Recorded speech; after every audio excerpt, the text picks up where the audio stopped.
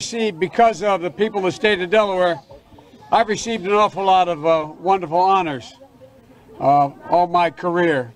The greatest honor was serving you for so long. But this does mean more to me than anything that's happened. My daughter Ashley's with me.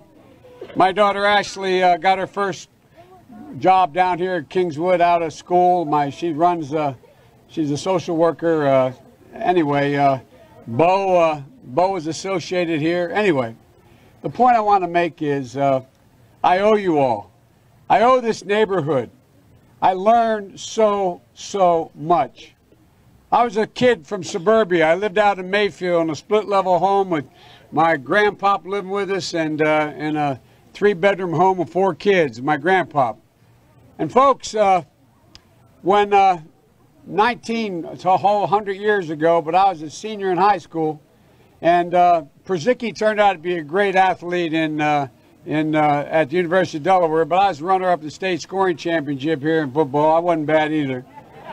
And but I wanted to get more involved, and I realized I lived in a neighborhood where I'd turn on the television, and I'd see and listen to Dr. King and others, but I didn't know any black people. No, I really didn't. You didn't know any white people either. That's the truth. So I wanted to work here. And there's my daughter Ashley. Come on up here, Ash.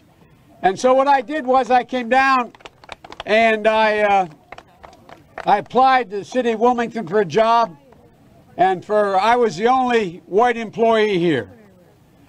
And I learned so much. I learned so much.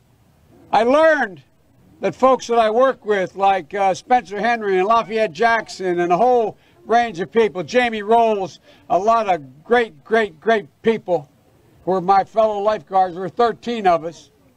I learned that they treated me. They treated me as an equal. We used to go in what was not as modern as that. We used to go in the key room at lunchtime after a free swim and sit on the floor because it was nice and cool. And remember Boom Boom Cannon and a few other guys that worked here as well. And we'd sit there and we'd talk, and they'd ask me questions because I really was the only white guy they really knew. And they'd ask me questions about everything, I mean, things that just startled me. I remember one time, I won't mention which lifeguard, said, "Do I have a jerry can, a 5-gallon can for gasoline?" And I said, "No, I don't." I said, "But what do you need it for?" He said, we're going down to see my grandmama in North Carolina. We can't stop at most gas stations. They won't let us stop at most gas stations. I learned a lot.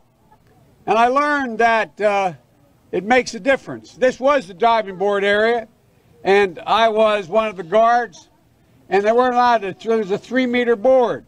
And if you fell off sideways, you landed on the darn cement over there. And Cornpop was a bad dude. And he ran a bunch of bad boys. And I did. And back in those days, to show how things have changed, one of the things you had to use, if you used pomade in your hair, you had to wear a bathing cap. And so he was up on the board, wouldn't listen to me. I said, "Hey, Esther, you, off the board, or I'll come up and drag you off." Well, he came off, and he said, "I'll meet you outside." My car, these were all public housing behind it. My car, there was a gate out here. I parked my car outside the gate. And he said, "I'll be waiting for you." He was waiting for 3 guys in straight razors. Not a joke. There was a guy named Bill Wright, Mouse, the only white guy, and he did all the pools. He was the mechanic. And I said, "What am I going to do?" He said, "Come down here in the basement where all the pool filter is. You know the chain, there used to be a chain that went across the deep end. And he cut off a 6-foot length of chain. He folded up. He said, "You walk out with that chain. And you walk to the car and say, 'You may cut me, man, but I'm going to wrap this chain around your head.'" I said, "You kidding me?" He said, "No, if you don't come back." And he was right. So I walked out with the chain. And I walked up to my car. And they had, in those days, you used to remember the straight razor. You'd bang them on the curb, get them rusty, put them in a rain barrel, get them rusty. And I looked at him, but I was smart then. I said, first of all, I said, when I tell you get off the board, you get off the board, and I'll kick you out again, but I shouldn't have called you Esther Williams, I apologize for that. I apologize, but I didn't know that apology was going to work. He said, you apologize to me?